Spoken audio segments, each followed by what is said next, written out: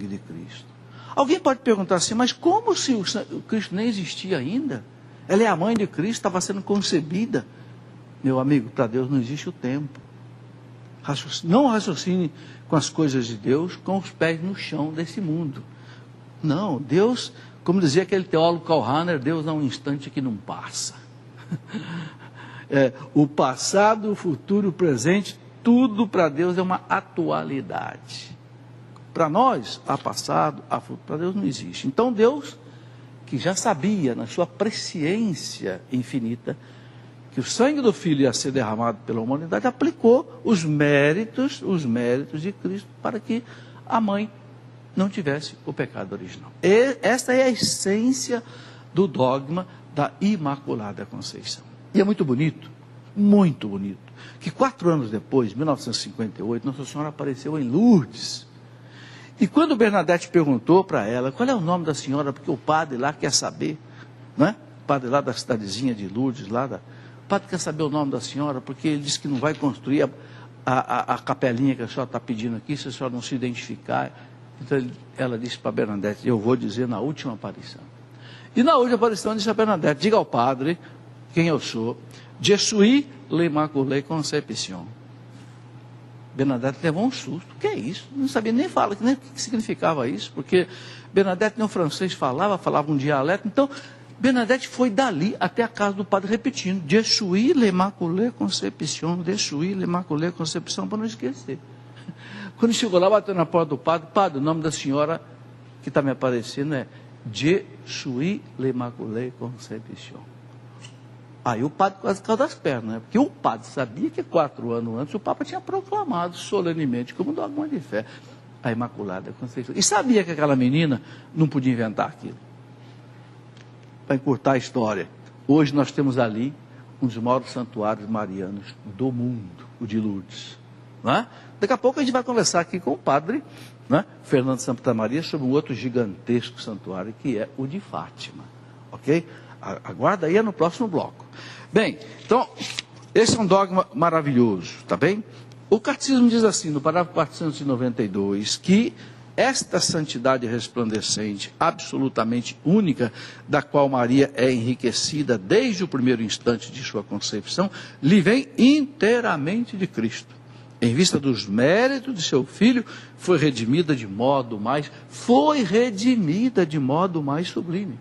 Maria também foi redimida, só que de modo mais sublime, antes do pecado tocá-la, compreendeu?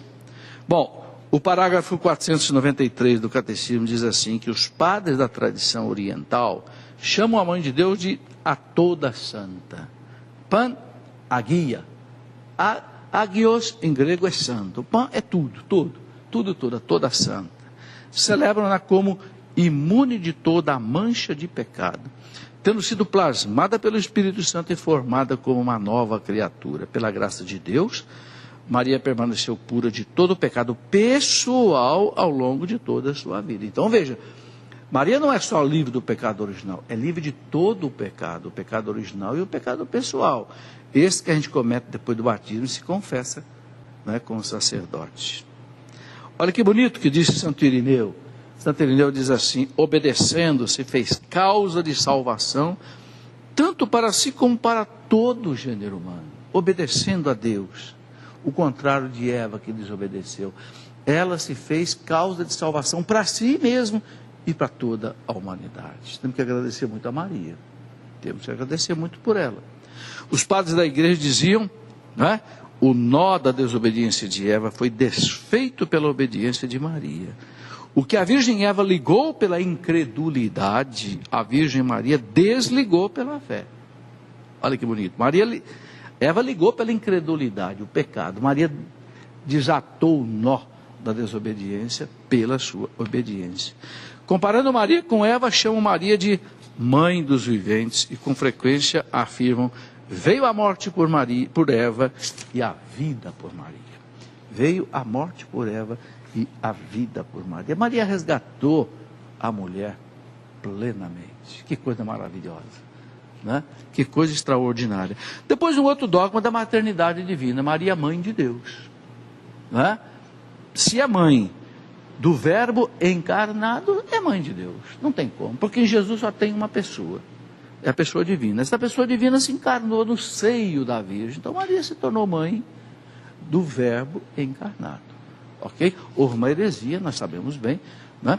Lá por volta do ano 430, daquele patriarca de Constantinopla, Nestório, que dizia assim: bom, Maria é mãe de Jesus homem, mas não é mãe de Jesus Deus. Como se houvesse duas pessoas em Jesus. A igreja disse: No concílio de Éfeso, ano 431, a igreja disse: não, em Jesus só tem uma pessoa, tem duas naturezas, humana e divina, mas uma pessoa. A pessoa é a pessoa do Verbo, e a pessoa do Verbo desceu ao seio de Maria e assumiu carne nela. Então se tornou filho de Maria. Não tem como.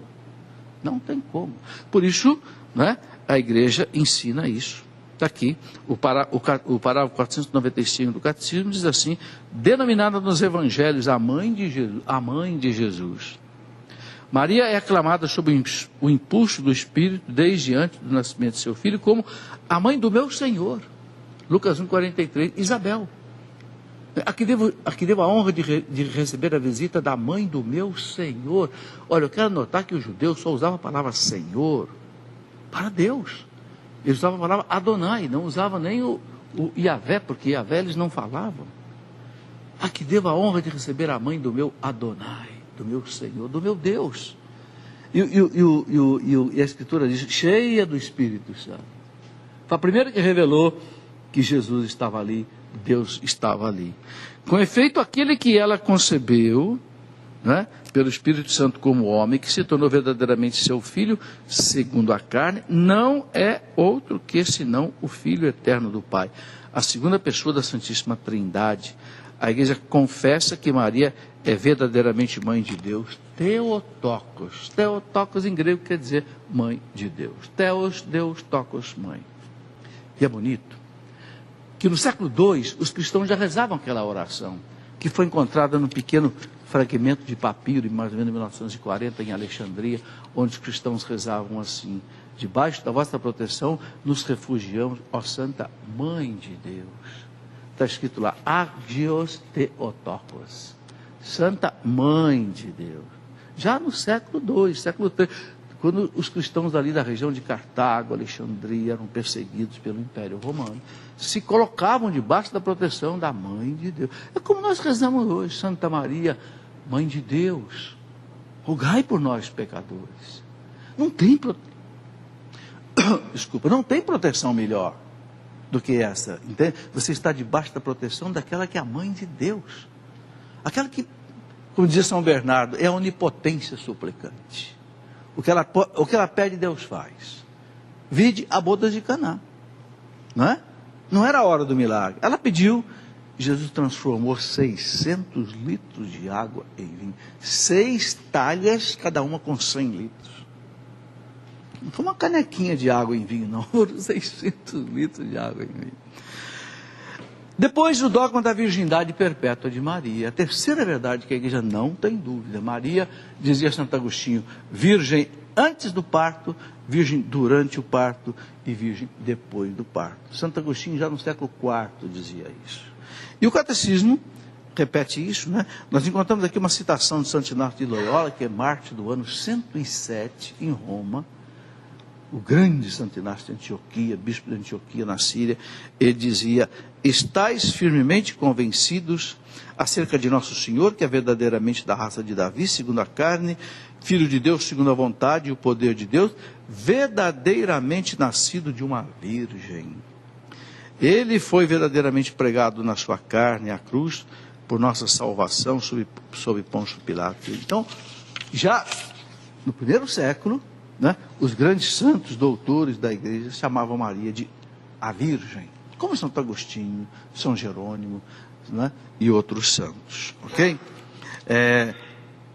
E Santo Inácio de Antioquia diz uma coisa muito interessante: o príncipe deste mundo, o demônio, ignorou a virgindade de Maria e seu parto, da mesma forma que a morte do Senhor, 3 mistérios proeminentes que se realizaram no silêncio de Deus. Interessante isso. Santo Inácio de Antioquia diz: Deus escondeu do demônio que Maria era virgem. Por quê? Porque o demônio pensou que Jesus nasceu de Maria como todos os outros homens, pela via natural, onde o pecado original é transmitido. Não. Deus ali cortou, né, o pecado original, pelos méritos de Jesus Cristo. E depois de Santo Inácio, Deus escondeu também do demônio a morte do Senhor. Ele pensou que era simplesmente um homem humano que morria ali, mas era um homem que também era Deus, né? Bom, mas essa é uma outra história. No parágrafo 499, o Catecismo define a questão da virgindade de Maria radicalmente. Diz assim, veja bem, está aí, ó, o aprofundamento de sua fé na maternidade virginal levou a igreja a confessar a virgindade real e perpétua, mesmo no parto do Filho de Deus feito homem. Então a igreja não tem dúvida. Maria é virgem antes do parto, durante o parto e depois do parto. Alguém pergunta, mas como ela vai dar luz e continuar virgem? Milagre de Deus. Papa João Paulo II, uma vez visitando a cidade de Capua, na Itália, onde foi proclamado esse dogma pela primeira vez, lá no século 3, 4. O Papa João Paulo II voltou lá em 1992 e disse, não tentem compreender pela medicina, pela biologia, porque não tem explicação. É mistério de Deus, é milagre. Deu à luz e continuou, não é? Por isso diz aqui, não é?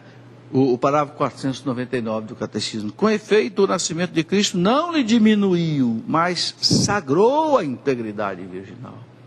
Não diminuiu, mas sagrou a virgindade virginal de sua mãe. A liturgia da igreja celebra Maria como aipartenos. Aipartenos quer dizer sempre virgem, em grego, não é? Então veja, ó, primeiro dogma, Maria imaculada, nunca teve o pecado, nem pessoal nem original. Segundo, Maria mãe de Deus, Theotokos. Terceiro, Maria sempre virgem. E quarto, Maria assunta ao céu. Então como é que o Catecismo nos explica? Parágrafo 966 diz assim, finalmente, a Imaculada Virgem, aí já cita os dois dogmas, Imaculada Virgem, preservada imune de toda a mancha original, terminado o curso da vida terrestre, foi assunta, elevada em corpo e alma à glória celeste.